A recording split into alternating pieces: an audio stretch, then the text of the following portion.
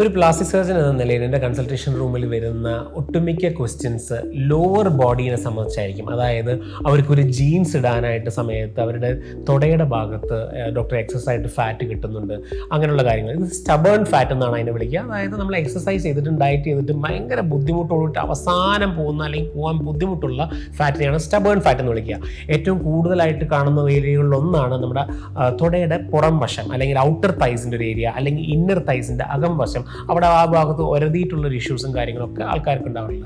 ഇത് സിംഗിൾ ഡേയിൽ നമുക്ക് സോൾവ് ചെയ്യാൻ പറ്റുന്ന സിംഗിൾ ഡേ പ്രൊസീജിയർ ആയിട്ടുള്ള ഡേ കെയർ ആയിട്ട് ചെയ്യാൻ പറ്റുന്ന ഒരു കീ ഹോൾ പ്രൊസീജിയറാണ്. ലൈപ്പോസക്ഷൻ വഴി നമുക്ക് ചെയ്യാനായിട്ട് പറ്റും. മനസ്സിലാക്കേണ്ട കാര്യം എന്ന് വെച്ച് കഴിഞ്ഞാൽ ചില ആൾക്കാർക്ക് ഇത് ലൈപ്പോസക്ഷൻ മാത്രം മതിയാവത്തില്ല.